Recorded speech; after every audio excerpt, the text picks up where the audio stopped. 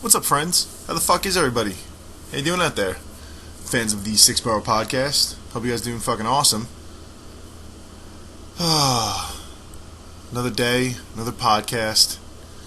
Let's get these sponsors out of the way. That way you guys can get into listening and enjoying this next episode. Guys, we're brought to you this episode by Municipal Land Survey. You can reach them at 631-345-2658. Servicing the great state of New York for all your land surveying needs, commercial, residential, anything that you guys need surveyed, whatever you need. If you need, where your property line is, you're looking to build something, pools, whatever you're doing, call them, get a hold of them. They will help you out. We're also brought to you by AS Engineering Services. You can reach them at 631-560-0259 or on the interconnected webs at www.asengineeringservices.com. They're a full-scale engineering firm and architectural and engineering firm. Don't forget that. Very important.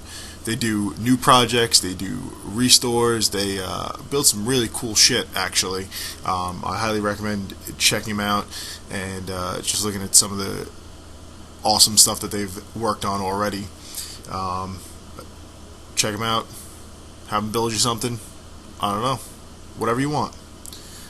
We also brought to you by Keto Fresh. Keto Fresh is a newly started ketogenic food delivery service. We are currently in our beta testing phase, and we will be rolling out to the public pretty soon. Check us out at keto.fresh.ny on Instagram to follow along, and then to also get some information on how to order when we are rolling out to the public. Guys, this episode we have Ryan Castro. Ryan Castro is a mixed martial artist fighter. He fights for a lot of different things, but he fights, currently he's on hiatus right now. We touch upon this a little bit. He's getting ready or trying to figure out if he's making the jump into the professional ranks. We go through his background story, how he got into it, and things like that. Ryan's a real interesting, funny guy.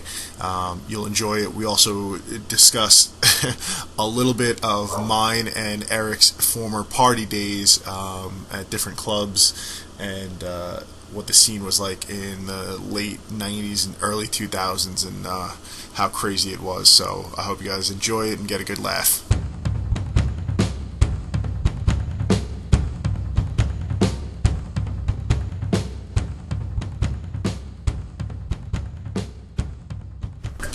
Alright guys, we're live. Let's get into this. Borough podcast. D-Rock. Yarbs. Eric. Our guest.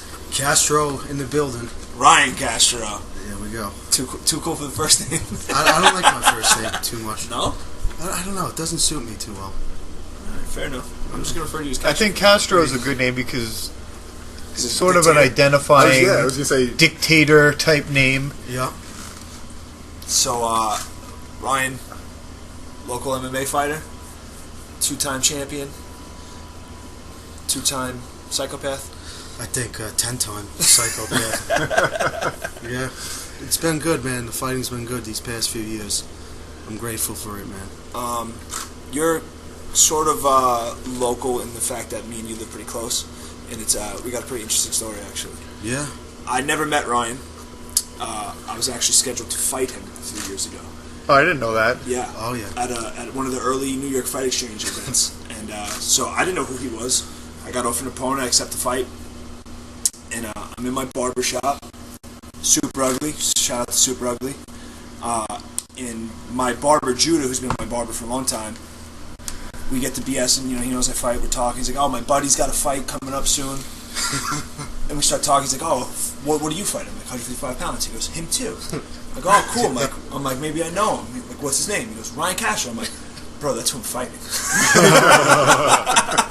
He's like, no fucking way. I'm like, yeah. I'm like, how do you know? He's like, dude, comes in here and gets his haircut all the time. So then, fast forward 2 days later, I run into Caleb Garby, who we all know, he's been on the podcast twice, I grew up with him, he starts saying the same shit to me. My boy's fighting too, da-da-da. I'm like, oh yeah, what's his name? Ryan Castro. I'm like, what the fuck? I'm like, dude, we're supposed to fight in September. And he's like, no way. He's like, I can't watch that, bro. He's like, you guys are both my friends, da-da. And the rest of, like, the couple weeks, I kept running into somebody who knew. I found out we had so many mutual friends. The fight ends up falling apart, and we meet at the event we were supposed to fight at. You were working for the commission, right? You like handing out the gloves. I think I was actually that night. Yeah. Yeah, because I remember I walked up to him like, "Yo, what's up, man? Like, how many goddamn mutual friends do we have?" I know, it was insane. Super weird.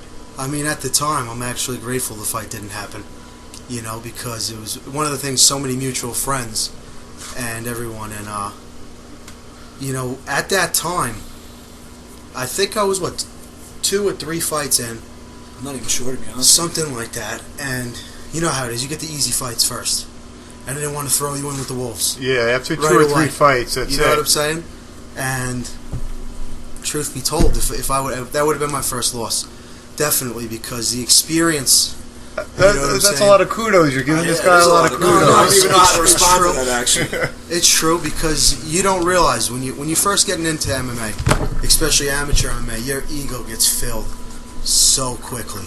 I mean, it's like every time you win, you think you're better and better and better. And my coaches consistently would warn me at the time, you know, don't take this fight, don't take that fight.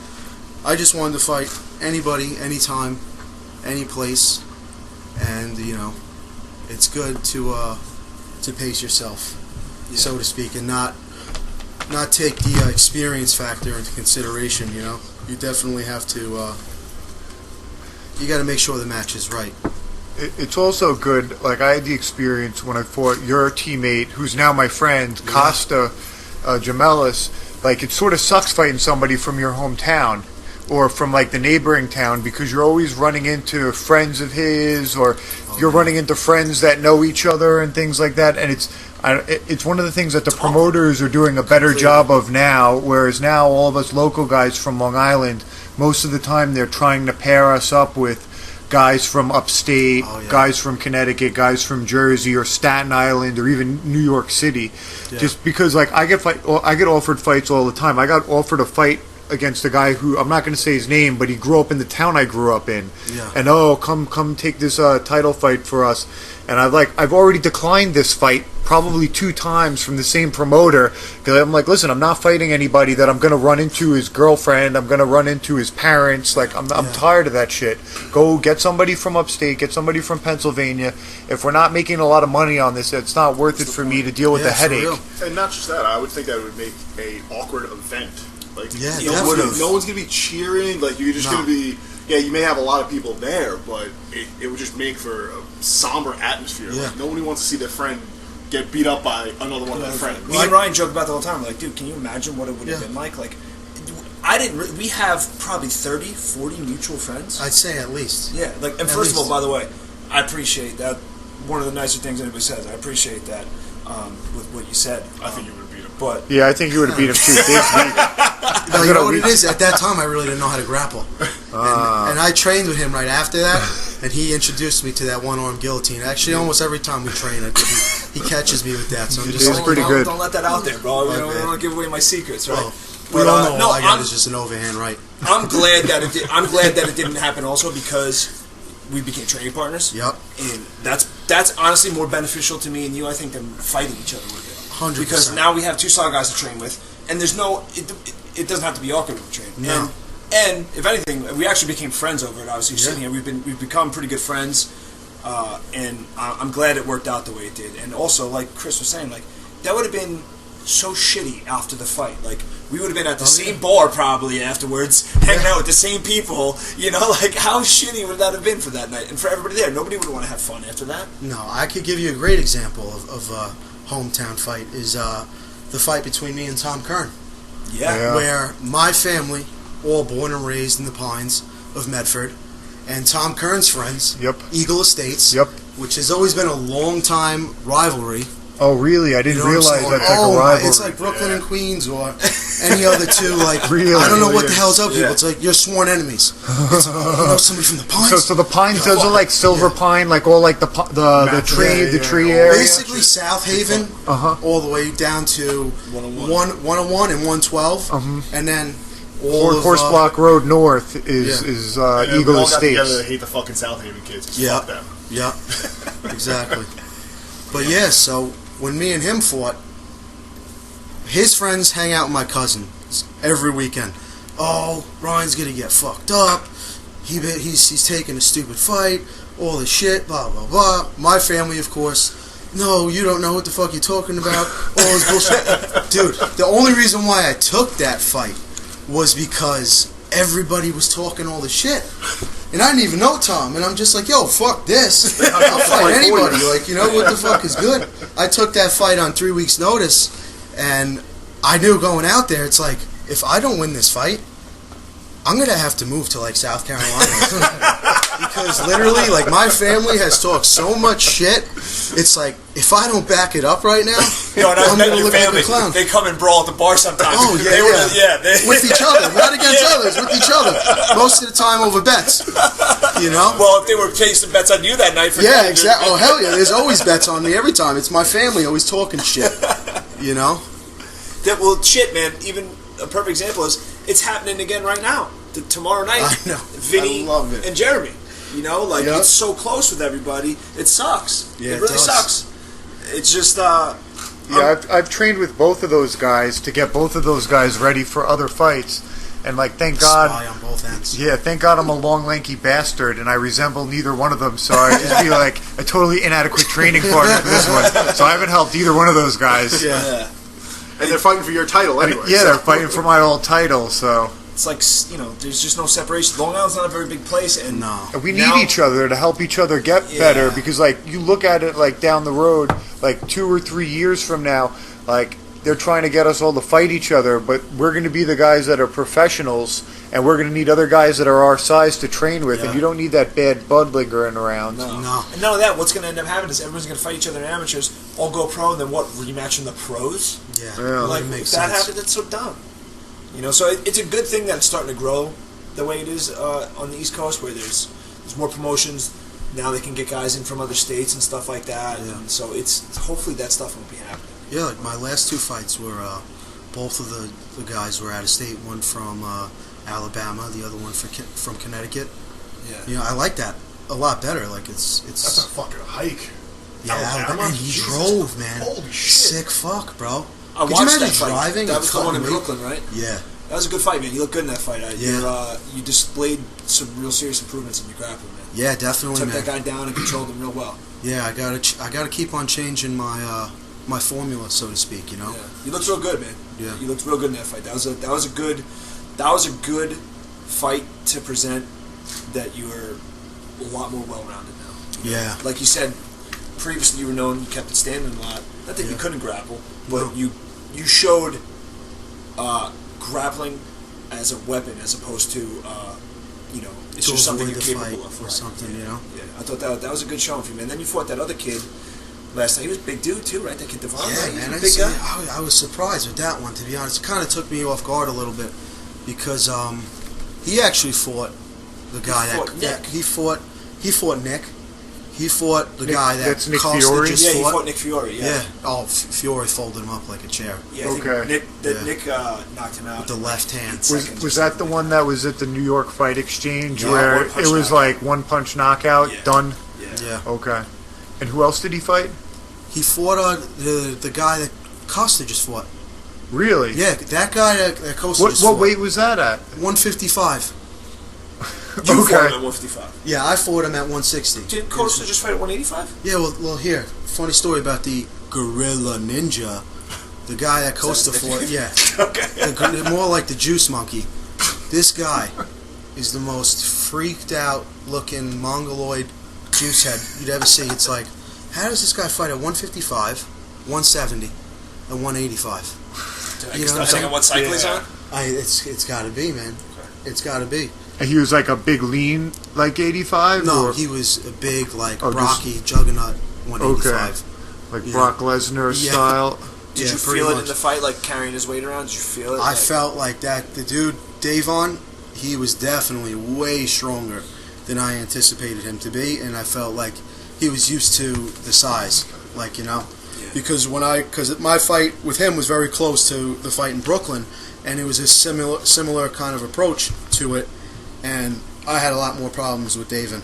He was just, you know, he kind of had an answer for everything I would come at him with, so I had to go one step further. You know how it is when you get into those grappling and scrambles. It's like chess.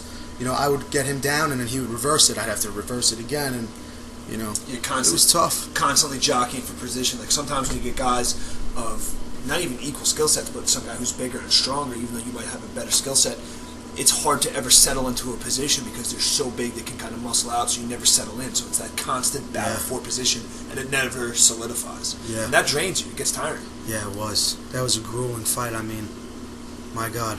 I would like to do it again, honestly, because I had a rough weight cut that time, and it was one of those wins naked, where, right? I had to, man. I saw those pictures. The most embarrassing thing. It's like, no, I don't get a towel. I don't get nothing. You know what I mean? They don't cover They're you at like, all? no.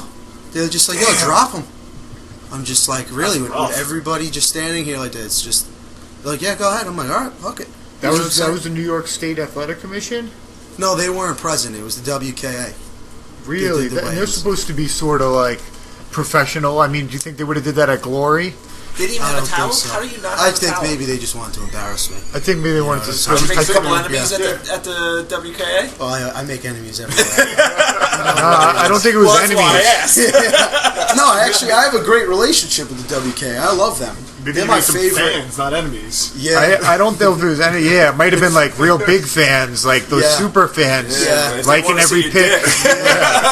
Oh, well. I guess if the price is right. They like you a little bit more than I do. We'll put it that way. Yeah. I'm a big fan, but not that big. Yeah, no. But you know, you gotta laugh about it. I don't care. You know, as you could tell. I remember.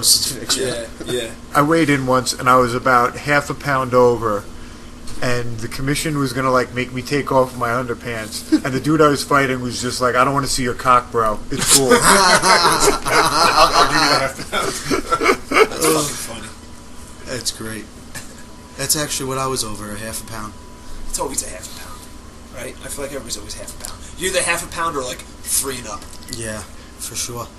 And if you're under, you're always like 3.5 pounds under, and you're like, what the fuck? That's like how many water bottles? Yeah. And you misjudge it thinking you're going to be over the whole time. Like, I could have been eating and drinking this whole time. I know. It's like 4 Poland Spring bottles. Yeah. Like I've weighed in at events, and I'm like 3.5 pounds under. I'm like, no way. I checked myself on 3 scales.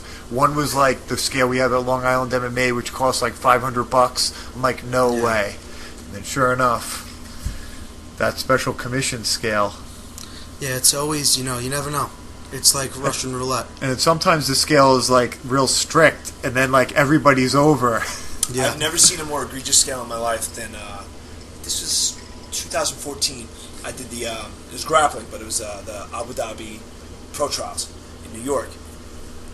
I had weighed myself the night before. Everything was on weight. I was good. I woke up in the morning. I was 3 pounds under. I get on the scale. I'm 4 pounds over. What the fuck? And we got there real early, so the scale was, you know, the grappling event scale's open the whole time, but it wasn't official until, they didn't make it official till like, I think 10 a.m.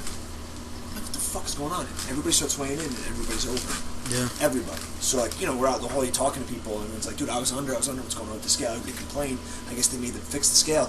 I ended up out in the parking lot running sprints, but it was like, I think it was like early April, late March, so it wasn't very... It wasn't warm out. Yeah, it wasn't very warm. So you can't even build up a sweat. I couldn't even get a sweat. I was sitting in Travis Morris's fucking car with the heat blasting and everything on, getting out periodically, running, trying to sweat. I come back 2 hours later, I get on the scale, I'm now 5 pounds under. I'm like, what the fuck? They adjusted the scale. Oh, that's great. I'm like, you motherfuckers, man. It was the worst thing ever. I was so mad. Because I could have been relaxing that whole time. Yeah. You know? Like, so I guess enough people lodged complaints that they ended up fixing the scales. Who beat you in that tournament, Dave? Go fuck yourself, Eric. Gary Tony. You really just love rubbing that in, don't you? Yes, I got heel hooked by Gary Tony. I think that's kind of something to be proud of. I'm not proud of it. I mean, it's cool that I got to fight. Should have won, Dave.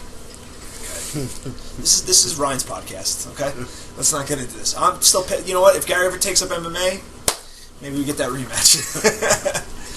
But go to him. Start talking shit on fucking social media. Get at him on Twitter. He's not gonna pay any attention to me, and I don't blame him. Make enough noise. What am I gonna say? Hey, nice mustache, faggot.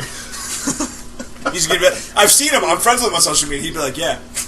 Yeah, it is. He trolls people all the time on there. If you ever actually look at social media, he trolls people on there constantly. Oh man, trolling people is so fun. It's probably my favorite thing to do. What's up, Bulk Hogan? Hey guys. You're late to the party.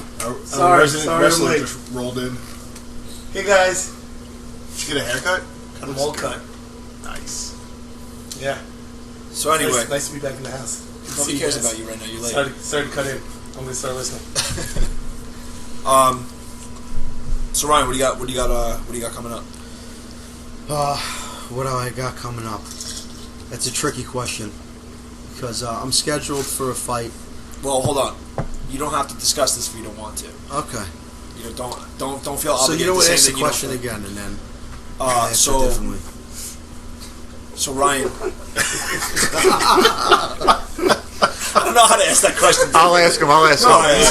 He said ask the question again. He'll answer differently. Oh. Not ask the question. Oh, you said ask Josh. Oh, all right. So Ryan, what do you got coming up? What do I got coming up? So I got tequila shots on my dress. No, I'm just joking.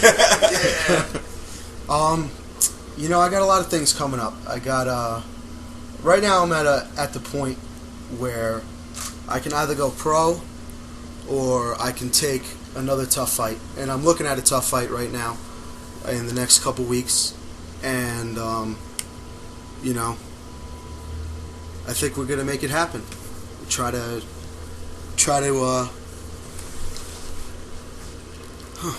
Stay tuned. stay tuned. We'll stay tuned. It's a tough way to I got it. Listen, you don't want to let the cat out of the bag yet. I get it. No, There's no. big things coming up. Now's not the time to reveal it. I get it. I understand. But so obviously, at some point in the near future, pro is coming up. yeah, very soon. You know that's really what I'm in a limbo with right now is I don't know if I want to try to put myself out there again and not get paid, or put myself out there and, you know, actually make something count. Because I've had a lot of fights the past 3 years. I mean, what is it, 13 fights since September 2014, and you know I got some wins, I got some losses. It's a lot and of now, fights. yeah, now I'm back to winning, and I feel the clock, you know, ticking, where it's like, all right, we need to spend our energy towards something that's more rewarding.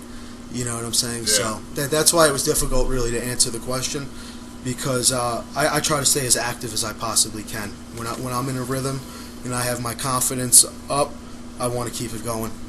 So Smart. yeah. That's a smart thing to do. Well, I'm still fairly young, but at the same time, I think a little bit old in the aspect of I'm 25, but I have all these fights and I'm still not pro, kind of thing, where I feel like there's 25-year-olds in the UFC with half the fights that I have, and they're very relevant in the game. You Your know what I'm saying? chronological age isn't that high, but your fight age is getting up there. Yeah, exactly. And that's how I feel, you know. So Well, I mean, 25-year-old guys that are in the UFC, they probably also started fighting when they were 17.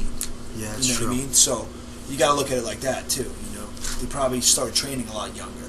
You know, and those guys they're outliers, man. Like guys like what was his name? Michael McDonald was like 20 years old, Yeah, he bro. was 20 years old in the UFC. I think something like He that. fought Uriah Faber when he was like 21. Like Yeah. you don't want to be that guy. That's like the cart before the horse. Don't get me wrong, he was really No, good, yeah, for but sure.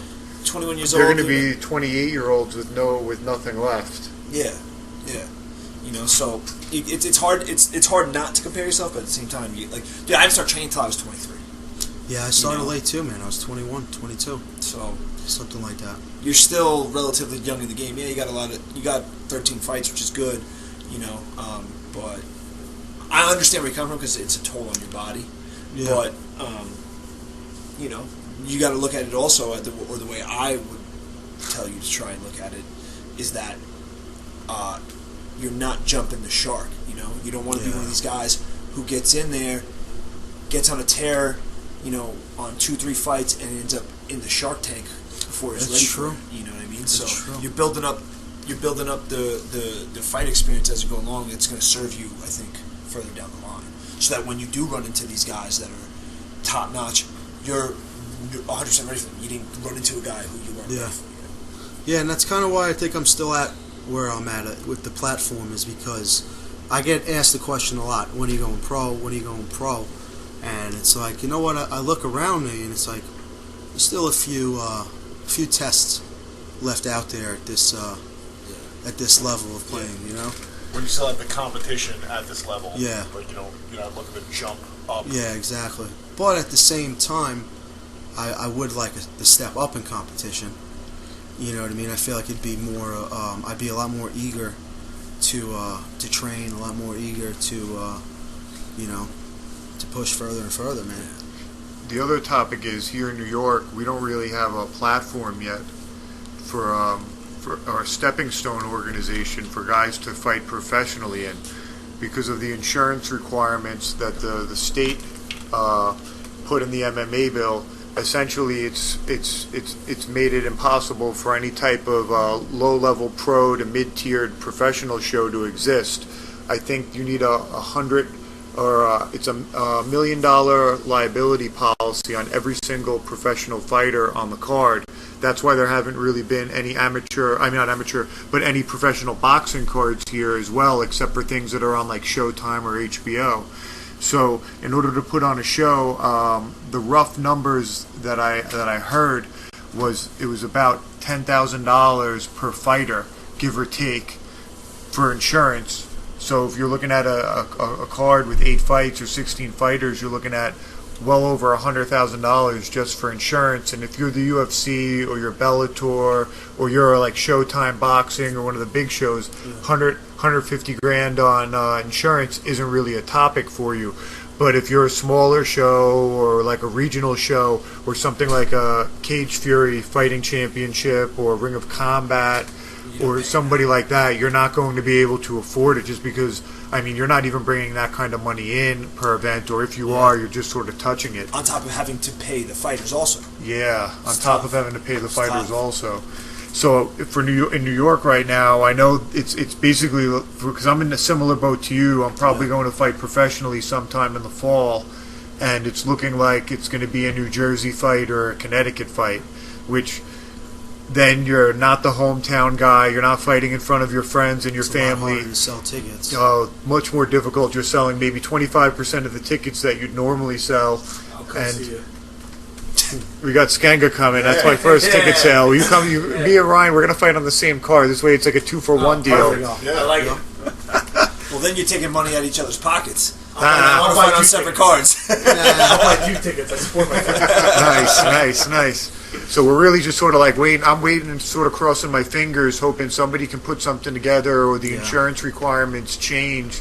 And I'm hoping to fight in front of like our hometown right here. Of course. I mean, it'd be awesome fighting on Long Island or anywhere in Manhattan would be great. But to have the whole ass down to Atlantic City that's a trip and a half. I'm surprised that Ring of Combat hasn't decided to make a move to New York. I mean, they're really like the pinnacle of pro fighting. I mean, you fight for Ring of Combat, you win a few times, You get to the UFC. it's like, you know, simple logic. They fed the most people to the UFC than any other organization. But I think they have a real cushy setup in Atlantic City. So I don't see them venturing outside of that. Lou is I'm sort of familiar with it. I know what their setup is. I'm not going to say it, but it's a very, very, very It's good very setup. beneficial, yeah. Yeah, it works out very well for them, and I know that it would cost a lot of money to run the show up here, and not forget about the insurance requirements. It would cost a lot more money to run the show. And up it's here. a case of if it ain't broke, don't fix it. There's no reason for them. Right now, they kind of, if you really think about it, in the Northeast, they have a monopoly on the Northeast region of MMA in terms of like New York, New Jersey, Connecticut, Pennsylvania. Outside of what the CES promotion up in Rhode Island or whatever it is, there's nobody else. So if you're in the Northeast and you want to be serious about fighting professionally, you're fighting in fucking Ring of Combat, and you got to come to them. It just is what it is. Well, have you heard of the Premier FC? Yes. Allegedly, they're supposed to have an event late summer or early fall at Yankee Stadium.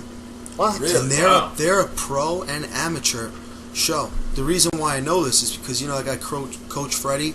Yes, I've heard from Staten Island. UFC Staten Island he had a guy booked on the show in July, and had the flyer made up, had everything went up. I saw it both on Premier FC's Instagram and Coach Freddie's Instagram, and they delayed the event a month because of the conflict with Bellator and UFC having an event that month. But they're a show that's both pro and ami. Where is Premier? Where are they out of now? They jump around. I was just at one of their events early June. That was on the Connecticut, Massachusetts borderline. They usually stay within that territory. Yeah, it's a show that Costa fought on. And, pretty well-ran event, And seems like a lot of guys, get some good exposure over there, too, because I believe they have a few fighters that have made it to Bellator, UFC, also fighting for them as well, so... I mean, there are some good organizations around, but it's like you said, I know guys that fought in CES that made it to Bellator and UFC and stuff like that, but, I mean, if you think about in the Northeast, all the big people that have now moved on have come through Ring of Combat. Oh, yeah, 100%. I think of every professional fighter on Long Island. It's the business model. You fight for them 2 or 3 times, you get a title shot, you win the belt, you defend it once or twice. You go to the UFC. Brian UFC. Brian LaFleur, Chris Weidman, Costa Filippo, Eddie Gordon, Brian Kelleher, Chris Wade, Gregor, Jim and the Miller brothers. You could even go back as far Uriah Hall, Phil Baroni, That's exactly what I was just about to say. Pete Sell. Everyone. Everybody. And then you go to New Jersey too. Yeah, Frankie Edgar, Frankie Perez. I mean, the list goes on and on. Everybody in the Northeast has come through that. They've sent over 100 people. Yeah, it's amazing. There's not one person I can think of that was a couple former champs in there.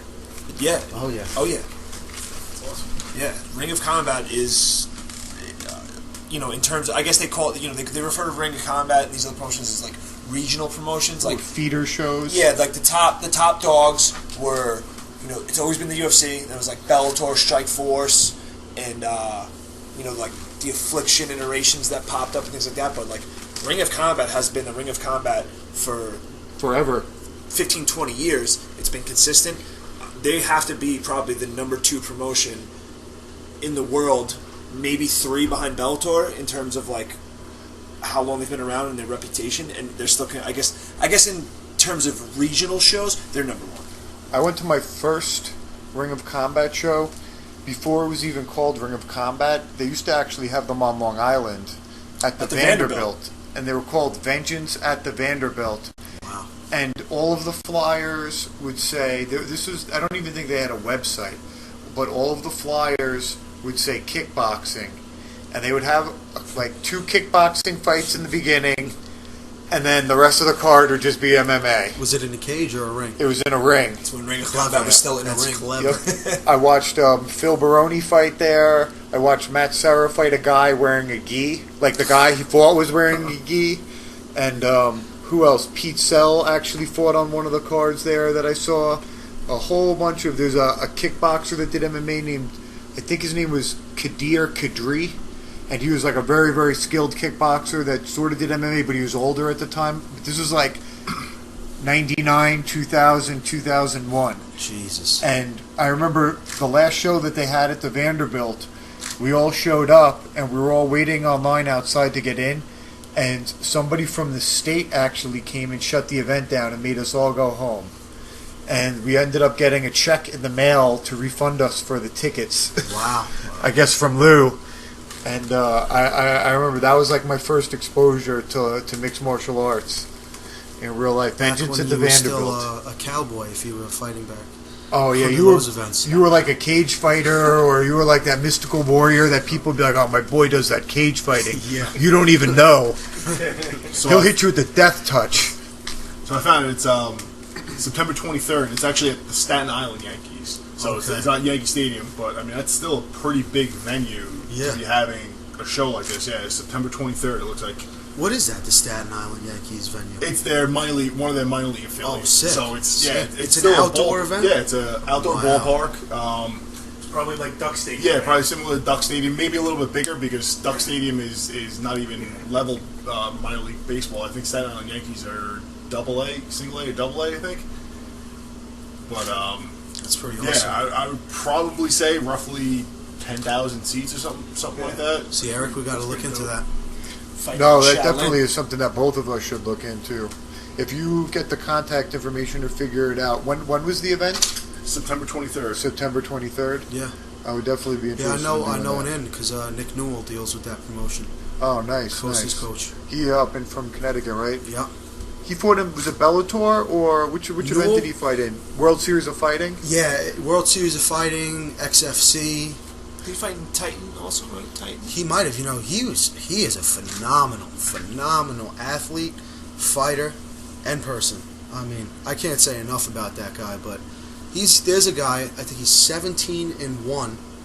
His only loss came from an undefeated World Series of Fighting champion, who I believe, I don't remember the guy's name, but I believe he just got his debut into the UFC. What the heck was the guy's name? But anyway, there's a guy with one arm, world champion. I've seen him fight. He's fucking he's ridiculous. Dude, he's like where's ferocious. It's like all the way up to the shoulder, From the elbow up. Elbow up. Wow. That's all he's got, man. What do you do if someone nubs you like with a jab? But let me tell you something. To pry his guillotine off is impossible. Yeah. It's like literally once his arm's around you, you're not getting it off. He probably tapped me 100 times inside one round. Not only with just that hand, with both his hands, but I was just like, what the hell is going on here? He was behind me. He was in front of me. He was like at every angle, and I'm I would expect that it's not something that you've ever worked with before. So yeah. How do you defend? Like you know exactly. Martial arts in general are a lot of muscle memory and a lot of knowing. Okay, he's going to do this. I'm going to do this. He's going to do this. I'm going to do this. When you're dealing with something you've never seen before, you kind of like, shit, I don't know where to go. Yeah, exactly. Yeah, his loss is to Justin Gaethje. Yeah, who's fighting phenomenal. Michael Johnson. Yeah, he's phenomenal, Justin Gaethje. Yeah, he throws leather. We actually did. I think we saw him fight on New Year's in World Series of Fighting, and I think I'm pretty sure he laid out the guy he was fighting. He throws some heat. Yeah, he's got a lot of wins by decision, by TKO and KO. Yeah. Yeah, I believe he TKO'd Nick, but yeah, that's what it says, TKO. So, but I Nick fought in the World Series of Fighting, and he really wasn't at his best when he fought Justin either. I believe him when he says it. Now he retired too, didn't he? Shortly thereafter, he said retirement was already in his mind, but before that fight, and it was kind of one of those things where it was an opportunity he could not pass up on. Right. I mean, the World Series of Fighting lightweight championship. Right. He already had the XFC championship at the time, and XFC is based. Were they based out of Florida, if I'm not mistaken? yeah, somewhere around there. I'm thinking we actually used to do the statistics for them a really? long time ago because I remember I flew down to an event in Tampa and had some pretty big names on it. At one point it was on television, and I'm pretty sure it was the XFC. So that was a pretty big event when I guess during like the Affliction and what was that? What other event was around back that time? Strike Force. Affliction, Strike Force. There was the other one, that Affliction, that big one that had like Tim Sylvia and all those guys. K1 MMA, right? K1 did one, but wasn't there some other weird show? Dream. There was Dream in Japan. No, it was another one here that Affliction would like team up with. If I'm not mistaken, no, it's killing me now. Affliction teamed up. Didn't Donald Trump like own Affliction? I don't know. I don't think so. No, it was that guy Tom Atencio or something. Yeah. Let's see. There's been a lot of promotions that have come and gone though, so it's hard to keep up with them. But so let's get back to you though, Ryan. Yeah. So you started training at what? 23, you said? Wow, I'm not really good with math, so let me think about this. I was just 22, I believe. 22. When I had my first fight, I started training January of 2014. What was the motivation behind it? Like, what made you... We ask everybody this, right? I mean, everybody gets asked this question all the time. It's kind of corny, but it's pertinent. So what was the reason? The reason behind it, man, it's definitely a bit of a long story. But it's a good thing it's a podcast. Yeah, all right. So I'll take you back. I was a troubled kid. Get out high of school dropout. Surprise, surprise. Me too. You know, so there you go. See, that's why we're boys. And every issue I ever had was because of physical altercation. And in my younger years, I got beat up a lot. I'm not gonna say I thought I was a tough guy, but I was just a short, stocky kid with a big mouth, and I paid a very high price for it. And I actually, the first time I ever stepped into a gym was, I was about 17, and I took up Brazilian Jiu-Jitsu. I went to Kyoto for about a year, and I had to stop training because I got into a fight. I wound up hurting somebody really bad. And Using jiu-jitsu? No, actually, I punched a guy in the face with a straight left, and I broke his eye socket. Like, it was a bad situation. And they were trying to paint me as a fighter because I did Brazilian Jiu-Jitsu. And it was actually back in the MySpace days, so they were taking pictures off of my MySpace and making it seem like, you know, I was this big, tough fighter. I didn't have MySpace specifically for that reason when I worked as a bouncer, because I didn't want anybody to like find me or see what I did or figure me out. Yeah. Because I'd heard about people that would like, they'd use that in court cases against Yeah, man. people. It's real life So it's shit. crazy. So that was like something that happened to you. Yeah, so it was legit, and I stopped training right then and there. And at that time in my life, I was lost. I mean, I was out of my parents' house. I was a high school dropout, you know, doing whatever any punk teenager would do. And it was a year and a half right after that case had just cleared up. I joined Heavy Hitters Boxing. I wanted to start fighting MMA. And sure as shit, I got into another physical altercation. And I wound up hurting somebody again. And this time it was out of self-defense. Like, you know, I wasn't the aggressor, whereas the last situation I would definitely say I was. And at that time, it was like, oh, fuck. I'm 19, 20 years old. I don't have an official job. I owe thousands upon thousands of dollars in lawyers. The only thing I'm doing is fighting. That's the only thing I ever want to do, whether I'm fighting with my family, fighting with my friends, fighting with people on the street. I was just, you know, a typical asshole. I was really, still am an asshole now, but just not as much of an It's not asshole. a typical one? Yeah. I was very unusual. Atypical asshole. Yeah. So when all my court cases dried up, I started partying like a maniac. Started to break down with anxiety. Questioned myself, like, what am I doing on this earth? I know I have a purpose, and that purpose is to fight. And I joined East West. Got my ass handed to me by everybody in that gym. Signed up that night. Had my first fight 6 months later, and never even thought about changing it.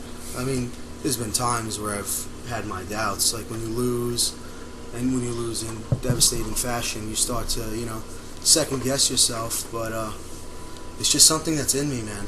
It's like if I don't go for it with every fiber in my body, I don't know what to do with myself. Like, I'm a train wreck. I mean, I'm an electrician, and a pretty good one, and that's what I do every day. I don't know, man. I've seen some of your Instagram stories. Some of your work doesn't look that clean, all right? No. You know what? Just fucking with you. My slogan is if there's a fire, call someone else. You don't want to call me back. That's why they got firemen. Yeah, exactly.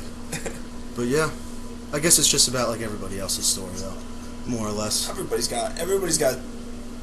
It's all they all parallel each other in one way or another. You know, Yeah. Everybody's own thing is a little bit more unique to them, but like the main themes of things tend to be pretty similar. Yeah, I don't know.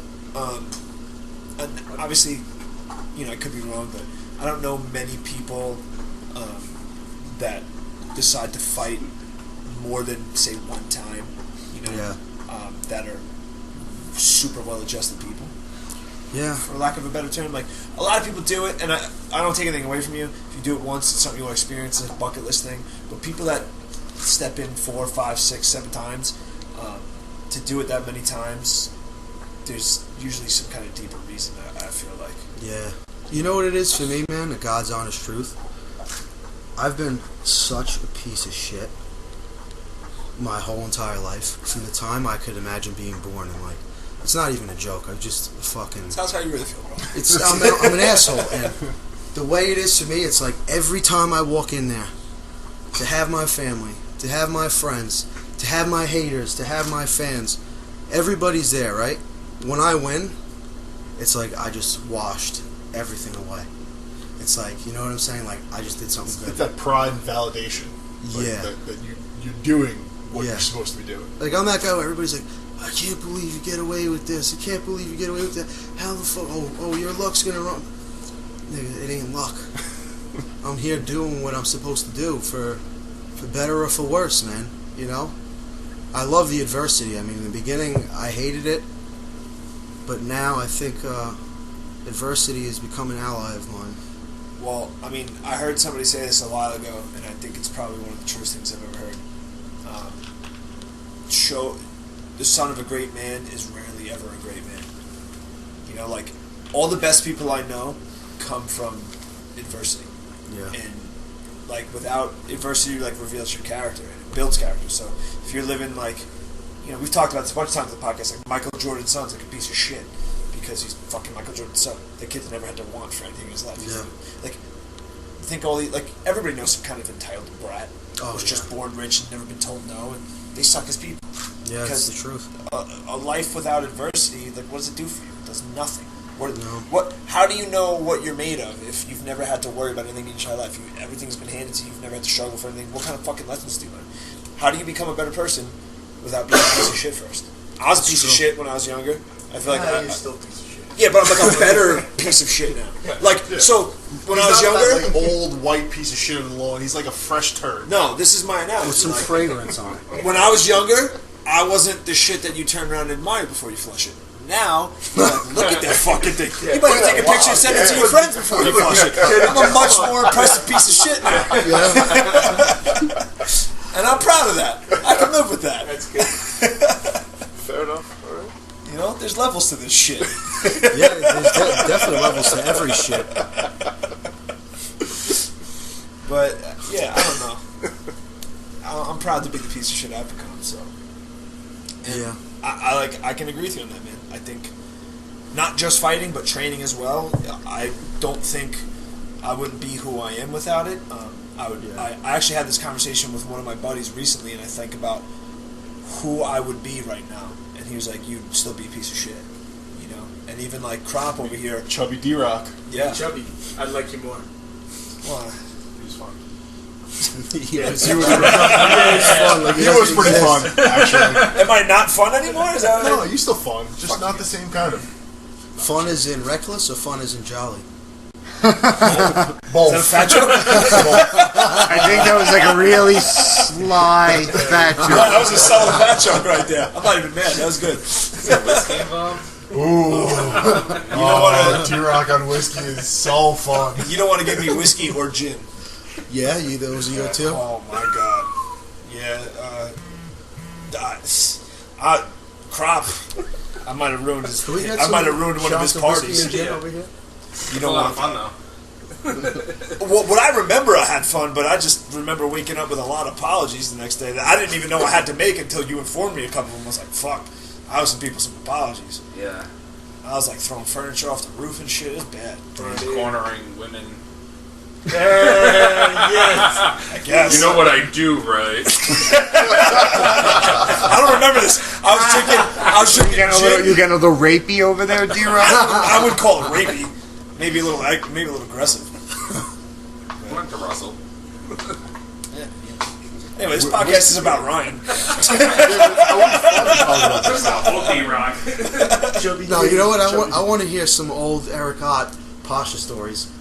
Because I remember seeing Eric at Pasha at Eric Murillo's birthday bash. I believe it was 2013, I want to say. And I can never forget it. I can never forget it. Well, it's funny because you texted me about this actually Yeah. after listening to Jeremy's podcast. Yeah. He texted me about this, so I'm glad we're getting into this. Oh my God, great stories. I've been to Pocha once or twice. A month in your heyday, A day, once once or or twice twice a day.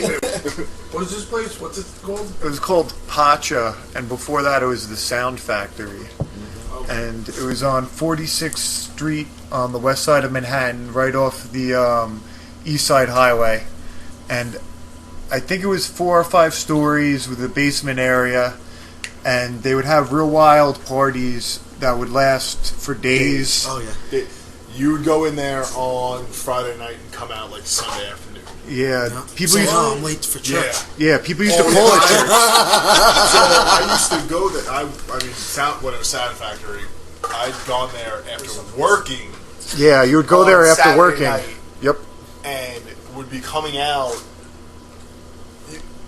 When working You- till you- working till 4 or 5 in the morning 5 in the morning. on Sunday. We'd round up the crew, head into the city, and you could always tell the rookies because they forgot sunglasses. Yep. Yeah. You're fucked because when we walk out, it's 3 o'clock in the afternoon, and you could be like, "The fuck is going on right now?"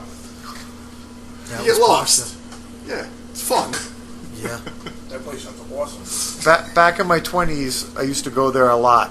I was very friendly with the owners because a couple of the clubs that I worked at did promotions for them, and they would bring in DJs because not only were they just a club, but they were a booking agency for a lot of other local venues. They would bring in talent, and they'd fly the talent in from like all over the world into New York, and then they would set up like a pier show on one of the piers, like Chelsea Piers or Yeah. Pier 98, and they would do an 18 and over party at that place, at that venue on like say Saturday during the day.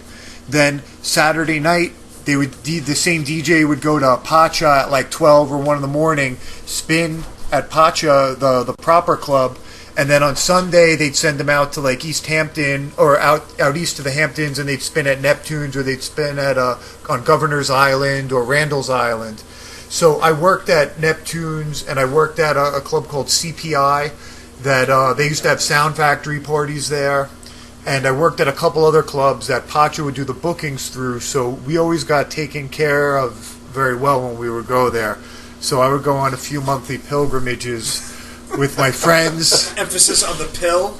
Yeah, I guess so. What? Yeah, I would go on a few monthly trips to Pocha with my girlfriend, who's now my wife, and we had a whole crew of people that would all go out and party till wee hours of the morning. And I had a lot of great memories at that place. I was actually there the night it opened for like the grand opening, which was like real cool to say because it was the grand opening, but it was really unfun because the club opened up at 10 and at 12 o'clock the fire marshal came in and turned all the lights on in the whole building and shut the whole thing down. It's horrible. But I was there the opening night, and I was there one of the closing nights as well, and then about a million times in between. Why did it close? Too, man.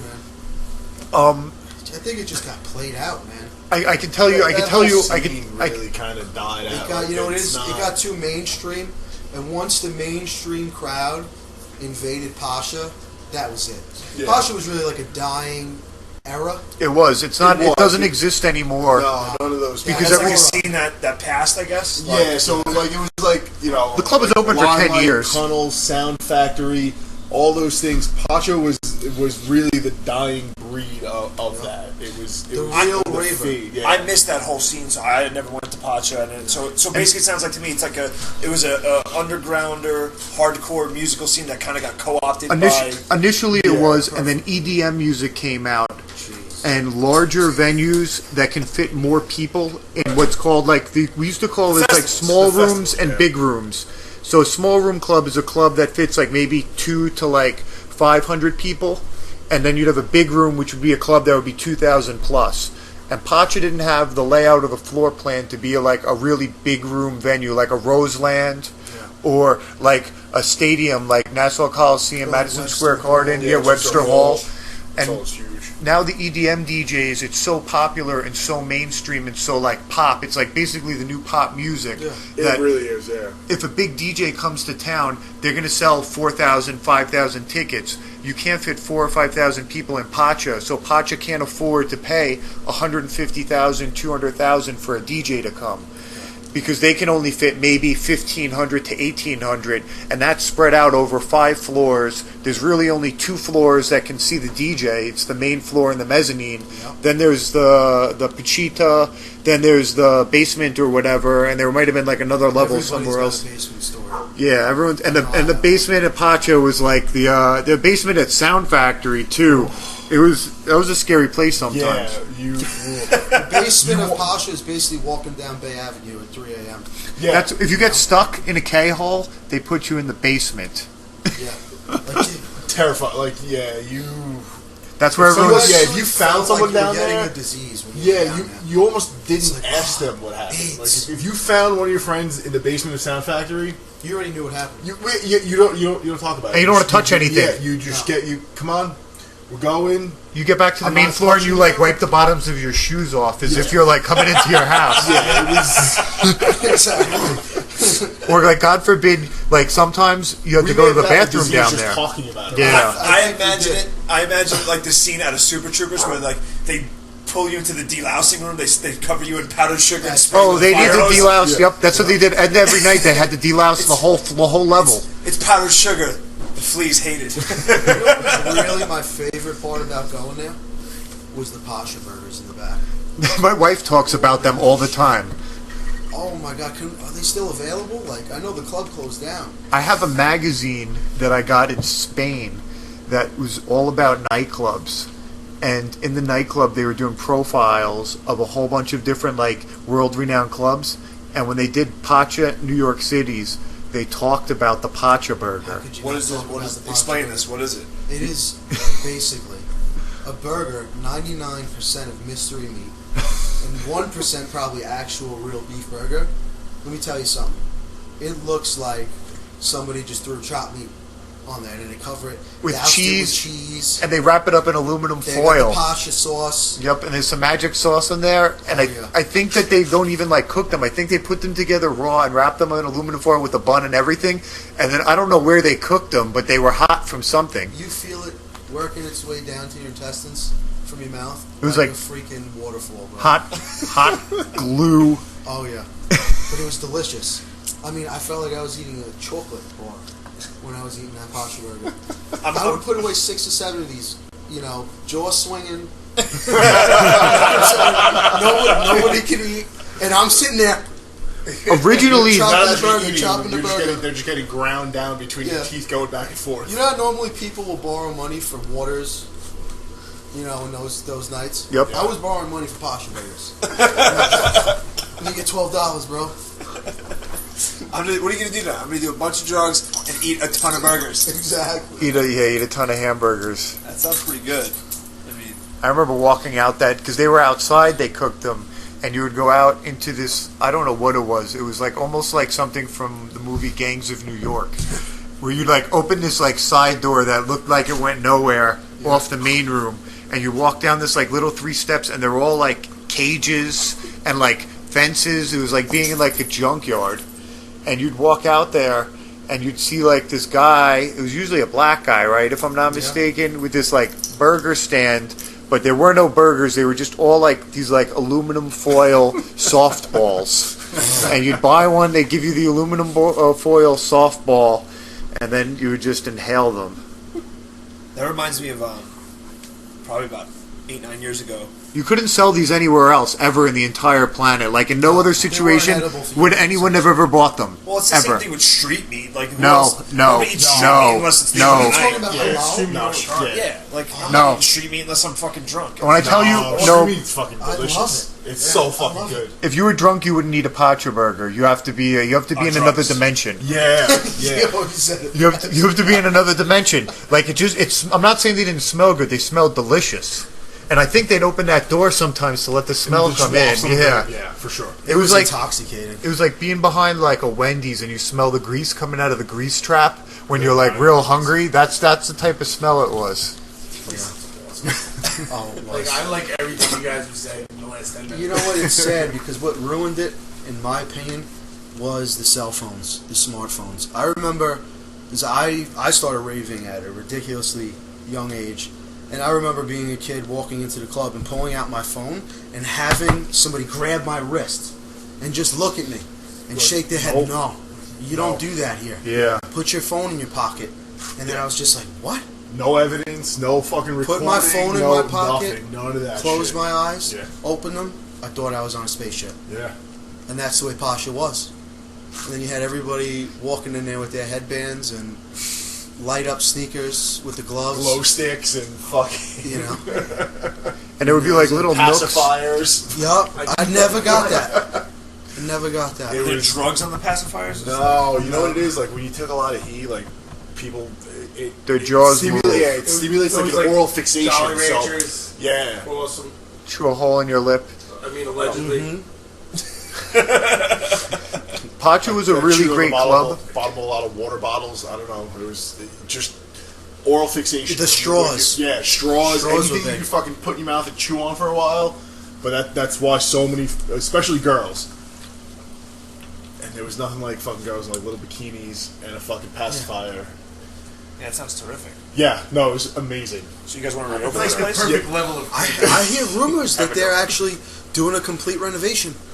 And they're Really? reopening, I I could- believe, I- as Sound Factory. When did it close? That's what I hear through the grapevine. I could find out pretty easily. I was friendly with the owner of Pocha. His name was Eddie, and he was from Staten Island originally. Real good guy, and he used to come out to Neptune's all the time, and he would always take care of us real well. I don't know. I mean, it's sort of a shame because Pocha, like people didn't realize here, but it's like an international nightclub chain. Oh yeah, they're everywhere. And I've been to, I think, 3 or 4 of them total, like in my travels around the world. But it started in Ibiza, which is an island off the coast of Spain, and that's sort of like their flagship nightclub. And then they had one in Barcelona, Barcelona, yeah. Madrid. There's one in St. Petersburg, if I'm not mistaken. I'm not sure how many there are now, but at one point there was, I think, a dozen or so Yeah, of there's them. about a dozen for sure. They And- got their main website. It tells you all the locations. When did Yeah. it close? What year? Probably about 4 or 5 years ago now, right? Maybe more. I think a little bit less, maybe 3 years Yeah. ago. I went to one of the last parties there just for sort of, I don't want to say like nostalgic purposes, but Yeah. I hadn't been there in a while just because you get older and the scene changes. Oh, of course. And a couple of nights we would go out there and just the crowd they were catering to younger crowd. They catered to the 18 and over crowd for a while That's at when the they end. ruined it. It used to be 21 and up. You know what? It's just so expensive to have a club in New York. During the Elliot Spitzer era, they did a real big number on New York's nightlife. Yeah. And they made it legitimately almost impossible for independent venues to open. And that's when all of the big corporate conglomerates started opening up nightclubs like Tao. Never even been there. I wouldn't even try. It's like a restaurant too, Yeah. but they own they're like a group. Vegas, Yeah, they're they're all over the bunch of place. places. They actually own like 4 or 5 places in Manhattan between restaurants, lounges, and nightclubs. But it's become next to impossible for like an independently owned venue to open that's of any like significant size. Yeah. And Elliot Spitzer cracked down on a lot of the alcohol buying. I don't want to call them loopholes, but he basically made it next to impossible to be a nightclub that only opens Friday and Saturday night. Now everything has to be some type of mashup where you're Restaurant, doing yeah. brunches, you're doing restaurants, you're doing corporate events, and then on top of that you're a nightclub. Yeah. And you need to have big money backing you in order to get the permits to open. And not even just the permits, in order to pay the bribes to get Yeah, I was gonna open. say, you gotta pay off the right people. It's funny no matter where it because is. in that, you think of the promoting aspect of New York. Mm-hmm. What do promoters promote? Fights and nightclubs. Mm-hmm. And they're both like an outlawed, almost scene. Mm-hmm.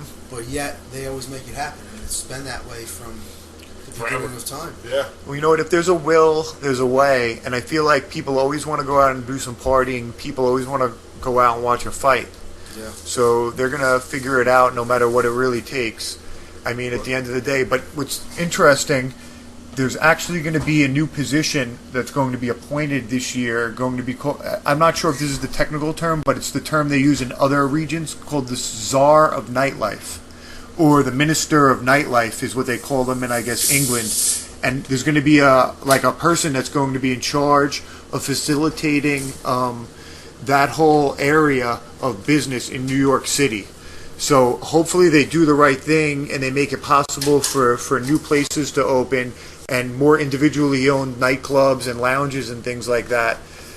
But I don't know, my friends and I are sort of cynical, and we were joking around. We said, how soon, when the guy gets appointed, when they appoint this new guy, does he start going around and start doing shakedowns? Yeah. And one of my buddies, who I'm not going to say his name because he's like a real big dog in New York City nightlife, his comment was 7 days before he's appointed, his friends are going to go out and start knocking on all the doors of all the clubs and say, listen, we're here to let you know the envelope's due in 6 days. Yeah. Or else we're coming to shut you down in 7. Say the exact same thing. It's happening 2 weeks before he's appointed. Yep. Wild. Yeah, so I know you used to go to Pocha a lot as well. Yeah, man, I love it.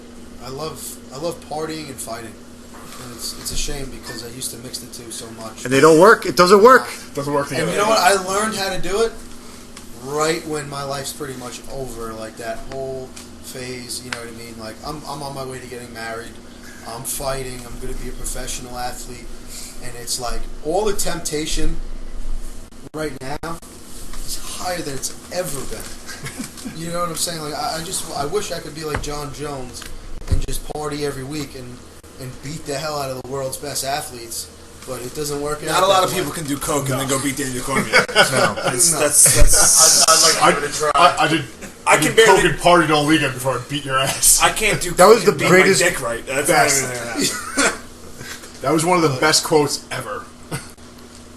Yeah, we're talking about Daniel Cormier was talking trash about John Jones about how he was going to beat John Jones' ass, and John Jones' response was, "Last time I beat you, I did coke the whole weekend before." It's such a scary thought. Like, how is it humanly possible for He's a a freak. guy?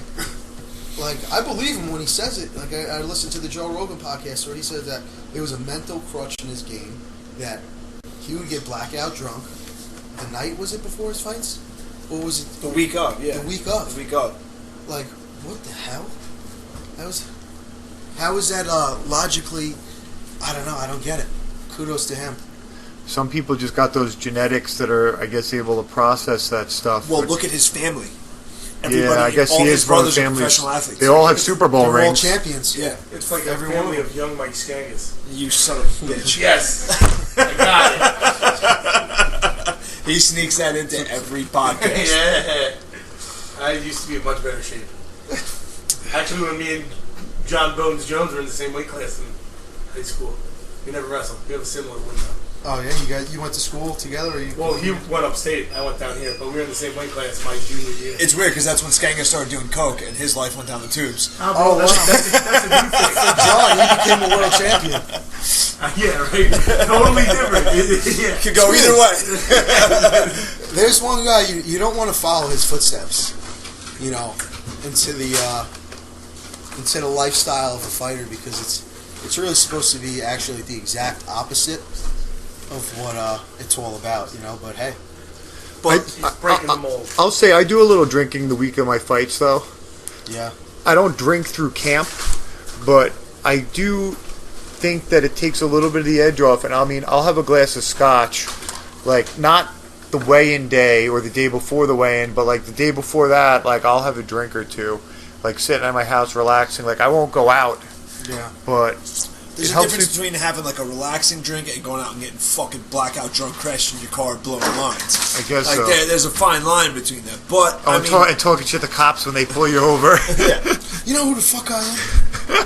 but like if you really think about it, like that's the type of individual that fighting attracts, though. Is wild. Yeah. Like fucking.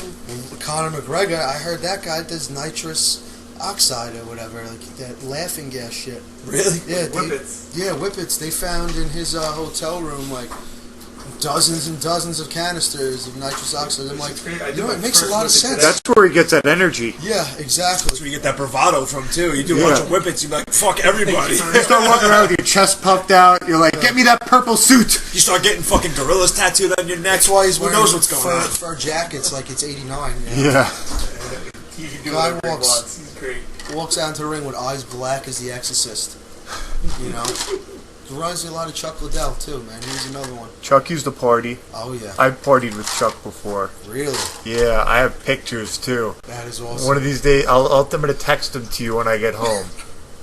I have a Chuck Liddell story if anyone wants to hear. I definitely. I think everyone wants to hear a Chuck Liddell story. My Chuck Liddell story. So I was in Las Vegas with my girlfriend, and I have a friend that I go to Las Vegas a lot, and I have a bunch of friends that live out there full time, and they work in the club business. And I have a particular friend. His name is Chris. I won't say his last name, but whenever Chris says, "Eric, I got somebody for you to meet," yeah, I know it's going to be something real good, because he doesn't say that for no one. Like Chris Angel, now he wouldn't say that for him. Nobody's going to say that for Chris Angel. Nobody's going to say that for Chris Angel. Ja Rule, nobody's going to say that for Ja Rule. But these are all people that he's these are all people he's introduced me to out there. Yeah. So the first time he told me I have somebody to introduce, Tito Ortiz, but this was back when Tito had the belt still, like way back in the day. Yeah. So we're at this party at the Palms when the Palms was hot and like the Playboy television show was on, and we're at this Playboy party at the pool, and we're all dressed wearing masquerade costumes that they provided for us. Oh, it gets real weird. Oh, it gets so much weirder too. I can't even tell you that part. But they got people dressed up like sharks. And we're wearing, like, men are wearing shark costumes with fins, like they're like mermen, and they're swimming in the pools outside. It was wild. I wouldn't want to be there. It was wild. Minotaurs, like people in all types of like fantasy costumes. Dude, I'm down for a Minotaur party. Oh, it was out of control. Denise has a picture with the Minotaur. I'll put it on the Instagram when I get home. That's awesome. And Minotaurs only work one way. I saw a picture. It was like a meme the other day of reverse Minotaur. Oh, nobody likes reverse Minotaur. So my buddy Chris takes my wife and I, and he was with his girl as well, into this like raised VIP area with this tent, and we go in this tent, and Chuck Liddell's sitting there, and he's got this mask on with a real long nose, and I'm like looking at him, I'm like, I think that's Chuck, because I see his like mohawk with a tattoo on the side of his head, and he's with like this, like she looked like she was like 20, this 20-year-old like blonde girl that was like a 10 on the 10 scale, Yeah. and he's sitting there with his legs crossed, and Chris is like, "Oh, I want you to meet Chuck. I want you to meet my boy Eric. He's from New York. He's done like an amateur MMA fighter too, and he trains. We're from the same area of Long Island." So Chuck sort of just like, "Oh, hey, not like really that cool. Yeah. Sort of like begrudgingly like shakes my hand and like shakes my wife's hand." So I'm just like, "Oh man, I know exactly. This is like a fucking." This guy Chris I know has been bringing his friends up to show me off all night. Like it was like that type of vibe. Yeah. So I felt like instantly bad that I was like even there meeting him. Like I didn't even want to be there. I wanted to go party. I don't want to be with Chuck Liddell. Now he's annoyed at me because I'm like encroaching on his party time. So we're sitting there for like a minute. Chris is like, sit down. I'm like, I don't want to sit down at this guy's table. But I'm like, I can't say that because like I'm 2 feet away from Chuck. I don't want to like say no. So I like sit down like on the other end of like the couch. Yeah. My wife sits in between us. And I'm just like, all right. So I'm like, hopefully like his girl's cool. His girl starts like chatting it up with my wife a little bit. And Chuck's sort of like mean mugging everyone. He's like looking at the party. Oh, fuck. Fucking looks over at me and he says, fighting Keith Jardine in fucking 3 weeks, and they keep giving me these fucking comp bottles, and I can't even drink. So I'm like, oh, that sucks, man. So I don't know what to say. I'm some like loser from New York who's like 22 years old with his like girlfriend, and so I start talking to my buddy Chris a little bit, and Chuck's like, oh, drink whatever you want. I can't drink any of this shit anyway. So I'm like, all right. So we start drinking some of his booze. And like 2 minutes later, there were a couple other people in the VIP area that we're talking to in this tent. A couple minutes later, Chris is like, Chuck wants to know if you have any drugs. I got to fight in 3 weeks. Can't drink, but I'll do all the drugs. Yeah, so I was like, oh, well, maybe. So I didn't have any like good drugs. I won't say what he asked for. I didn't have any of that. But at the time, I had some painkillers, and they weren't popular yet. This is pre-epidemic. Yeah. So I had some pre-epidemic painkillers that were a legally written prescription to me. And I may have handed some off to someone who crushed them up on the table and then put them into a glass of Sprite, and instantly became really cool to hang out with. Chuck. Anytime you can cater to the party, everybody loves you. Yep. Within a half hour, we were like dancing around, taking like, we'll call them selfies, but this is like pre-smartphone, so we were just sort of like holding our digital camera like the wrong way. So we got like, Polaroid. yeah, we got pictures of like the top of our heads. We got some that are like a little bit crooked, some where you can't see one person's face. If like my wife was in them, she was cut out, or vice versa. And so we have a whole bunch of pictures of partying with Chuck Liddell for our one night, and then he got knocked out 3 weeks later. I wonder why. By Keith Jardine, and I remember thinking like, oh man, No, Jardine didn't KO him, but he beat the shit out of him. Oh, that's what it was. It was Jardine. He got KO'd by Rampage before that. Okay. He came back for Jardine. Jardine beat him by decision, was it? Leg kicked him to hell. Yeah, that was the fight. I remember watching that live. I remember feeling like I contributed to that loss because I was like a Take big, down a legend, I asshole. tell you, Way to go. I was a big Chuck Liddell fan. I still am. If you were a real fan, you'd be like, listen, Chuck, you should do these drugs. He was already mad at me. I didn't want to get overhanded, man. I would have got knocked over the rail into the pool. That would have been might it. not be here to talk about it. No, it might not. That was a fucking scary punch. Yeah. Yeah, he was like the Tyson of MMA back in the day. Through that loopy right, boom. He went on a pretty legit tear where he was beating everybody by knockout or KO for a couple of years there. With one punch, too. Walking backwards. Yep. Or kick. I remember he fucking beat Babalu with that head kick, man. Holy shit. Oh, yeah, that was a sleeper. He beat the brakes off that motherfucker. It's a shame the way that some of these OGs of the fight game go out. It's like, when is it enough? Fedor. I know, look at him. Talk about the pinnacle. I know, and he just got. I mean, I was at the fight last week at the Bellator at Madison Square Garden, and they both came out. They both hit each other with crosses at the same time. And Mitrione just got up a little bit quicker. He's a little bit younger, had a little more Went pep at in his him step. like a linebacker. Was Yep. that not the most bizarre event? They always are. Bellator always has this very odd aroma, number one. And then number two, it's like, wait a minute, did that just happen? Am I believing my eyes into seeing that? Like, That was such a Questionable. strange event, man. Like, what happened with Chandler was weird, and then, I don't know if you guys saw it, but, like, when the commission pulled the fucking chair out from under him. Yeah, and then he fell on his butt. Like, what the they're fuck, throwing man? hands at that point. Then they fuck up the whole pacing of the show. So I worked the event too. I worked the event for Copy Strike. So we get like bout orders and all that stuff. They fucked the bout orders up. That Neiman Gracie fight was supposed to be on the prelims. We know they had that time block they had to fill in, and they were worried if that last fight didn't go the distance that they would have like empty dead space at the end of the time block. Actually, what it was Oh, is that they had 2 5-round fights slotted on those prelims. oh. They wouldn't have been able to fit that fight in, because they were fucking dragging ass, meeting all their sponsorship things. At least this is what we were surmising, because you're on the phone with the production truck. Yeah. We didn't get that direct of an answer, but you did the math. They fucked up on the timing and the pacing of the prelim card, which was on Spike TV. They wouldn't have had enough time to fit it in, so it became a swing bout. So they had fucking Chandler, Fedor, right? Then you'd think you'd go to the main event, right? Yeah. No. Fucking Neiman Gracie. What the I know. fuck? That was Then weird. Wandy and Sonnen. And it was And I ridiculous. don't get why they put Ryan Bader and Phil Davis on the Spike card. They needed. I'm They sure needed something that, to What do they headline want? it. To boost the ratings? Yeah, Say they wanted- need. They need, Oh, they especially because they're title not, fight. Well, and also they're not usually a pay-per-view event, so you still have to give the people that are normally watching it on Spike A little reason something. to keep coming back Tune to in, watch it. Yeah. Get all hyped up. Meanwhile, that fight sucked. That was a terrible fight. I love watching fights in New York because New Yorkers keep it fucking real. When when Chandler lost because his ankle got injured, what was his opponent's name? Brett Primus. Primus. He started talking like he won. He ran. I don't know what was shown on the television, but he like put his hands up and ran around as if he just knocked out the champion and fucking accomplished like some like picturesque Rocky type Oh knockout. no, they showed that, and then he Did was on they? the floor like, "Oh my Yeah. god, I won!" And Me and Nick were like, they- "Is this guy fucking for real?" In the Garden, they booed him so loud during his speech that I couldn't understand one word that he said.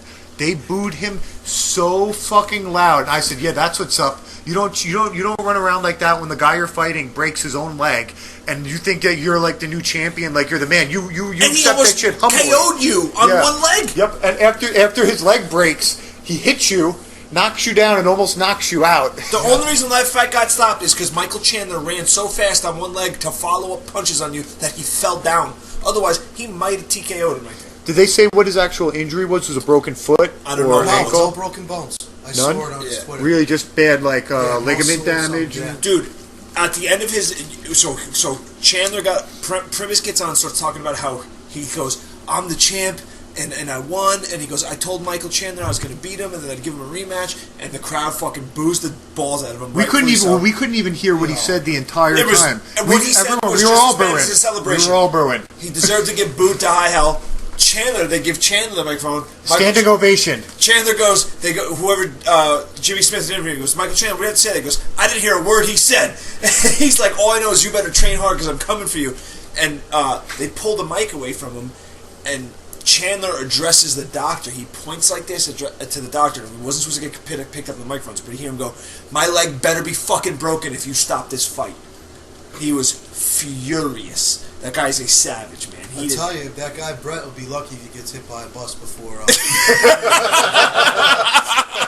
I tell you, that's one of the few fighters that I don't know that I actually follow. And everything that guy does is fucking scary. Yeah. Like, like he's got those strength and conditioning videos and all that. So, I try to follow his routine for the most part. So, I've been doing it for like a few weeks. I try taking a video of like doing what he does, and then I'm just like, God damn it. I'm never posting this. I look like a fucking shit. How does this guy fucking... He's ridiculous. Like, he's just a train. Yeah. Speaking of the Bellator event, by the way, I gotta say, fight of the night, Anthony G. Keenan. 100%. That was 100%. the best fight I saw that whole night. I mean, shout out also to Hugh McKenna, because Hugh, another local kid, a guy we trained with, he won his fight impressively by first round submission.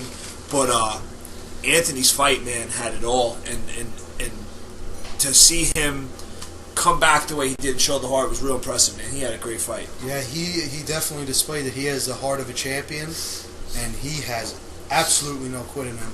I mean, I train with him not so recently, but most of the time frequently, and as the fight was going on, I knew every time that he had Jerome up against the cage, I said, I know what that feels like. When this guy's digging into your floating rib and just sitting there and hitting you with these hammer of hands. The only thing that Jerome had was the dynamite left hand or right hand, whatever She it landed is. a couple times. But when Anthony Giacchino is on top of you, you want to be anywhere else other than that cage. I haven't trained with Anthony in a while, and the last time I trained with him, he was a beast up top. I didn't enjoy being underneath him, and I'm sure he's only gotten much better. Oh yeah, he's in the gym every day. Every day. I mean, the day after his fight, or 2 days after the fight, He's at a maximum, right back right? in the gym. Yeah, he's at a maximum. Right back in the gym. Yeah, he's that was fight of the night easily. That I thought out of every fight on the card, that was probably the most entertaining fight. Yeah, it had to by far. Most competitive. I mean, Forbes magazine even wrote a little something about him saying, we don't ever talk about preliminary cards or fights, but this guy Anthony Giacchino is the truth. Like, when they talked about his fight, how, I mean, the guy got dropped to the point where his head kissed the mat. He sprung right back the fuck up, landed a shot of his own, and then takes the guy for a ride and ends the round on top. Yeah. That happened in the first round. That happened in the second round. And in the third round, he dominated. He just said, fuck this. Yeah. Ended the fight with a deep guillotine. No, rear naked choke. Rear naked choke, yep. Yeah, you're right. I'm sorry. He had his back. You fought Jerome Mickle, right? Yeah. It was interesting because I was watching the fight, and he got a takedown, and you could see it. The camera angle was perfect. You could see it on Jerome's face, like frustration had set in, and even Jimmy Smith said. Yeah. Jimmy Smith had mentioned, like, you could see that instead of him popping right back up or trying to pop back right back up like he did in the first few rounds, you could see he was like frustrated that he got taken down again, and like took a minute to be like, ugh, and instead of fighting right away to try and get up, and he was like, "That's not a good sign." And sure enough, the following sequence led to Anthony advancing his position, getting some good ground and pound, and ended up, forcing him to give up his back, and then he finished him. And it was that's the same way Hugh McKenna finished him as an amateur too. Yeah, in the fight exchange, right? Yeah, in the fight exchange. Yeah. Listen, and not to take anything away from Jerome, because Mickle's got good hands. He fought a good fight, man, and dude, you can tell that motherfucker can crack. Oh yeah, because he caught. That's what made it so impressive, because those are some shots where, if it was a lesser man, he probably puts him away. Yeah, and I think it's not so much a knock on Jerome as much as it is a testament to Anthony. Yeah, because I think take those shots and keep moving forward. I know 2 people that Mickle's knocked out personally. Me too. One-shotted. Yeah, and that's what I'm saying.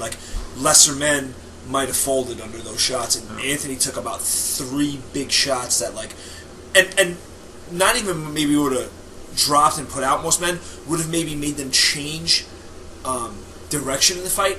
Anthony took those shots and still kept coming with that forward pressure. Yeah. He did not. It didn't deter him from his game plan at all. It was really, really fucking impressive, man. I honestly believe it was fight of the night. Yeah, at least in my eyes. I mean, if he wasn't my friend or not, I go as far as to say that's one of my favorite fights of all time. That was basically like a Forrest Griffin, Stephen Bonner fight, just with more things going on.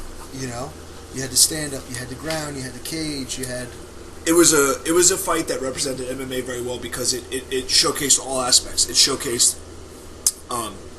every technique that makes MMA exciting, between the striking, the wrestling, the jiu-jitsu, the cage work, the aggression. It had dramatics, because Anthony got dropped twice and came back. It had very competitive rounds.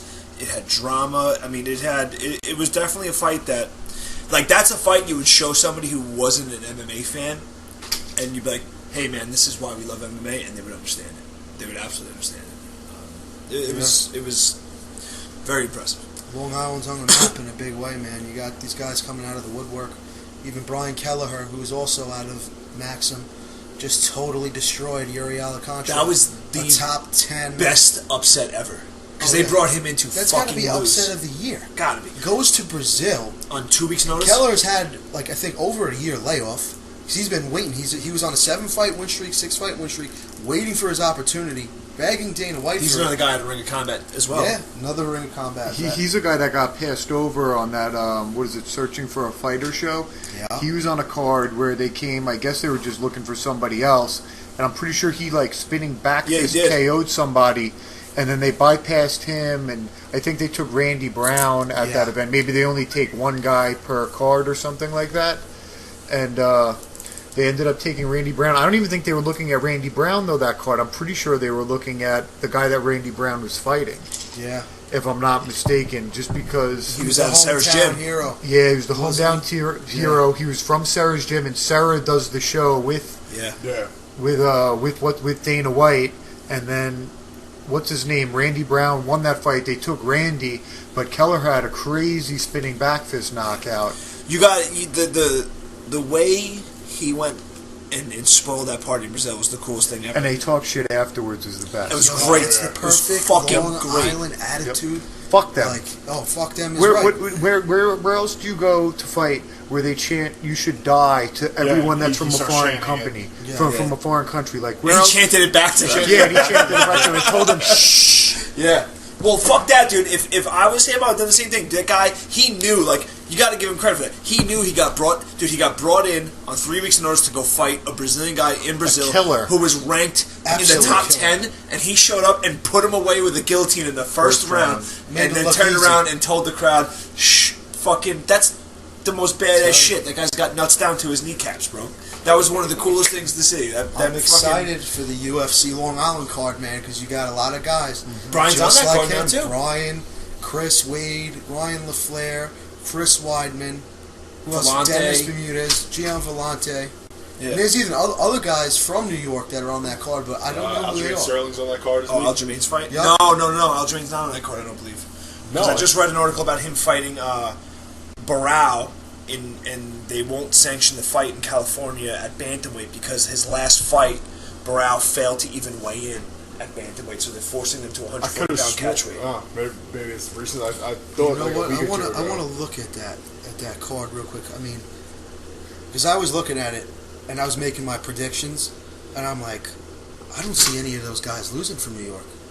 I don't know who's fighting Frank, who. the toughest fight, I think there's 2 fights on Frankie it. Perez is fighting Frankie Chris Perez Wade and again. Chris It's a Wade. rematch from Ring of Combat. Yeah. That's the fight that I think is going to be very competitive. Who's And I gonna win also this think fight? the main event, Chris Weidman and Kevin Gastelum, who's a fucking That's a rough real fight for motherfucker, Chris. That's a especially rough fight off for of 3 Chris. losses. I know. It's like, dude, come This on, could be bro. the nail in the coffin. Dude, it's sad because how is he even allowed to fight? Bro, he just got knocked out by Yoel Romero, Luke Rockhold beforehand, and then, listen, I hate to say it, he was getting worked by Yeah. Gegard. His brains Yep. were scrambled. It's like, how many more times is your brains going to scramble until you go into the coffin, like you said, bro? And he wasn't the most, we'll say, like, eloquently mastermind scientist to begin with. I'll just say it like that.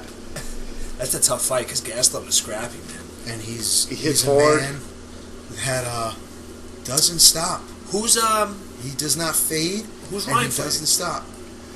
I'll tell you right now. I'm Yeah, gonna if you pull the card up. I don't remember the guy that Ryan's fighting. All I know is I looked at it and I said, yeah, the Flair's got that in the bag, no question. I mean, Who's He's- Bermudez fighting? Is it Bermudez fighting Darren Elkins? Yes, That's a tough fucking it fight. is. you think Elkins, so? oh But my the- god, Elkins I know is Elkins tough. is good, but I just feel like Dennis He's just got tough. that. You know what? They're Ryan very- Obita, I mean, Dennis, I think Obita, They're very. but he's tough, that They're guy. the same types of fighters, and I think Dennis does very well against that type of fighter. That's what I was thinking. Well, Darren Elkins' last fight was the most impressive thing I'd ever seen. He fought that guy, Mirsad Bektik, and Bektik beat the brakes off him for 2 fucking rounds badly. Yeah. And then Darren Elkins just came out in the 3rd round, undaunted, and wore him out and ended up putting him away and TKOing him. And it was one of the most impressive things I'd ever seen, because if you'd watched the previous 2 rounds of that fight, you would have thought the TKO was coming on the other side. Yeah. But I think Dennis beats him, but I just know that guy Darren he's just tough. He's just not going to I go. think I'm going to put a parlay bet in for all us for all the Long Islanders. Yeah, Are you going to that by any chance? I'm gonna Ooh, get I like tickets. that. I We haven't got gone yet. tickets, right? You got tickets? Yeah. How Do we much have were the tickets? tickets that you were at? I don't know. I didn't procure them. I believe Mr. Ott was the mastermind behind this. Yeah, I got them from Ryan. So Oh, they so you ran. got them. They ran around like I think we paid around $2 a ticket, give or take. But it's not like an inflated price that you get off StubHub or whatever. Yeah. It's going to be like whatever like the UFC is charging the venue the ticket. So they're supposed to be pretty good seats. I've never been to a UFC event. Period. They're so- good to go to, and it's good that you're going to a local one where you're like know all the guys. Yeah. To be 100% honest with you, and like this, it's probably like a lot of people disagree with me. I like watching them from my house better. I So agree. much better. I agree. So do I. There's no much doubt better. about The it. only reason I go when they're in town is because my friends are fighting, and Yeah. they're always like, "Oh, you're gonna come, you're gonna come, you're gonna come." And you feel bad not supporting them. Buy a ticket, wear their shirt. You gotta support your local guys Yeah, of and course. stuff like And that. like I've been to local shows and UFC events, and honestly, I prefer local shows over UFC events. Yeah, same thing. 100%. Same thing Me with me. 100%, like hands down, like not even a competition. Like, You want to know what the difference is? I think because the local shows, guys have a lot to prove. well, think not even that's just so what much. it is? Not even just so much the performance? fight The itself, atmosphere too. the atmosphere. Really? Because Yeah, I would it's think not that a the friends and atmosphere at a family. UFC event is like Douchey. It's really. yeah. Oh well, what a Yeah, surprise! I that's- I train UFC, bro. Exactly. That we don't even need to go any That's- further. yeah. You just that's it. I see exactly what the you're ones that I've saying. been at have been in Vegas, so it's Oh, forget about it. amplified fucking douchiness. It's like So you're getting douchiness from all over. You're getting like Minnesota Yeah, douchey, North yeah. Dakota Texas douchey, douchey. Texas douchey. and you're just like, God, just get the fuck away from me. Like Yeah. you're a piece of shit. Like Honestly, UFC probably has the worst fans out of any sport. It does. It does. Yeah, I've told this story once before, or at least the For ones sure. that go to the shows. There's a lot of uneducated people out there who think that they've been in a fight in the backyard at a barbecue that they understand in no fighting. Why doesn't he just get up? You gotta love that. Man, I'll never forget this. Skango worked at the Portland Villager, so I went to go hang out there one night, and this was when Ryan fought Damian Maia. And I was there watching it, and there was a guy, belligerent, saying some less than flattering things while Ryan was stuck under Damian Maya, and I turned to this guy, I was like, you need to shut your fucking mouth right now. I was like, because you have no fucking idea what you're talking about, and that's one of my goddamn friends. Like, I was furious at that. And I'm like, this is why I don't watch fights. I would get mad about that even if it wasn't Ryan, but I'm like, the fact that I have to listen to some belligerent asshole who knows nothing disparage one of my friends who couldn't fucking clean Ryan's jock. Yeah. You know, like, it drives me fucking nuts. He's arguably one of the fucking best jiu-jitsu practitioners that's ever can fall MMA. And he survived. And he still looked better. He's still, we joke about it. Every time that Maya fights and makes somebody that's supposed to be the next big thing look terrible, we're like, oh, you look better than that guy, Ryan, so put another feather in your cap. Like Masvidal, Ryan looked better against him than Masvidal did. Damian Maya against, put Carlos Condit away in 2.5 minutes. Carlos Condit was a former world champ. Yeah. Went the distance and with almost GSP. Finished GSP. Yeah. And, like, I have to listen to some fucking fat slob from fucking Save will go, hey, get up, pussy! Like, nah. And, like, but that's the guys you get when you're out watching fights at the bar. And sometimes, those are the guys you get at the goddamn venue. Yeah, it's like, that's why I really don't like to see my friends fight. Get good tickets when you go. Yeah. Get good tickets. The closer you are, the better the event will be. That's what I've found. The last one that we went to, I got those tickets off StubHub because I couldn't get tickets through any of the guys that were fighting that night. They were like expensive seats, but they weren't anywhere like near like good. We were like watching people like trip down the stairs and shit. It was bad. Barclays, I don't like the Barclays at all. As far as like, if you can't get like seats on the first what do you call it, tier coming up. Well, we're spoiled from the Barclays because we went to watch. We had like some of the best seats you could get for boxing events at the Barclays, and then we went to the peasant section for the UFC. And we were the peasant section was still like $350. There was still $350 a ticket, but it was like the peasant chair. Basically. It was like the peasant section. They're $350 a ticket. And it's like, but with the second UFC in New York, that's just what you were paying. Yeah. Well, what about MSG? Imagine what you're paying for those tickets. You're probably paying $500-$600 for nosebleeds, like up in the rafters. So you sit in the bathroom, $3,000. Yeah. You get to sit out in the. You get to sit out by the concessions. Did any of you guys see the? I don't remember. It was something on social media where they talked about the Mayweather McGregor prices for the fucking tickets. Probably $2,000 minimum up in the rafters. 5. It was like $8,000 or something like that. A fucking ticket for like peasant section. For peasant bullshit seats. So they're all going to corporate. They're all going to like corporate entities then at that point, and famous people. Yeah. Well, that's what every event started to turn into. A friend of ours, Anthony Guastello, was a diehard Rangers fan, right? And he used to always go to the Garden. He's like, you used to be able to go to games. And you'd be able to go to a game on like a weeknight on a whim and not get beat over your head. He's like, now it's impossible to get tickets because, as Guas would tell everybody, he's like, you got all these fucking corporate yuppies showing up and they drive the prices up. He's like, they don't even know anything about the game that they're watching. They're just there because it's the place to be. He's like, and guys like me, I can't get a fucking ticket to support the team I love. I will say this, though, as a diehard Ranger fan myself, I've been to a lot of games. They at least get into the game still. You go to a Yankee game a lot of times, same type of thing, especially if you're down like, field level and shit like that. They don't even know what the fuck is going on. They're not even paying attention to the game. They don't give a fuck. It's like a status symbol. I will say, even though, the Ranger tickets have gotten a lot more difficult, they're at least engaged and fucking paying attention to the game. Like, you score a goal in the Garden, the fucking place shakes. It's crazy. Yankee games, not so much. Like, they could fucking, hit a grand slam and people are like, another fucking $85 scotch over here. Yeah. Fuck out of here. At the Garden, I was drinking $28 or $29 scotches. Jesus. I think I don't drink scotch. So, because it was at the Garden, 3 of them or 4 of them instead of 10 beers. You don't know the Ziploc baggie trick? I wasn't planning on drinking. It was just like a spur of the moment thing. They had McCullen 12. I just went for it. Man, you got McCullen 12 for fucking how much? It's $28. That's not bad, to be honest with you. That's not really that bad of a price. It was a double too. I don't think. That's probably what you're paying. I was gonna say at most bars, that's what you're paying. Yeah, that's what you pay at probably casino these days, right? Yeah, we have McAllen 12. You ask them from McAllen, We they're got the like, 25. We just keep it upstairs. yeah, right next to the Johnny Blue. Yeah. Yeah, that's where we put in the rocket fuels. That's why they're so expensive.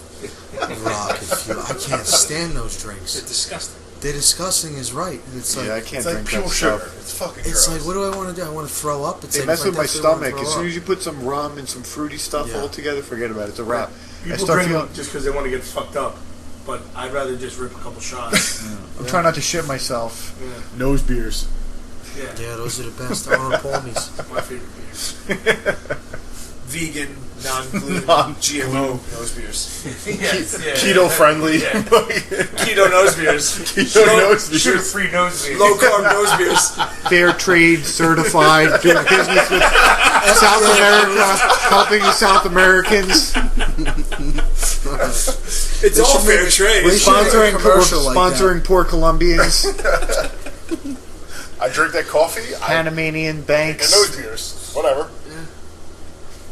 I think that's a good note to wrap that up on. Yeah. There's not a higher note than fair trade nose beers. Get the keto friendly, fucking fair trade nose beers.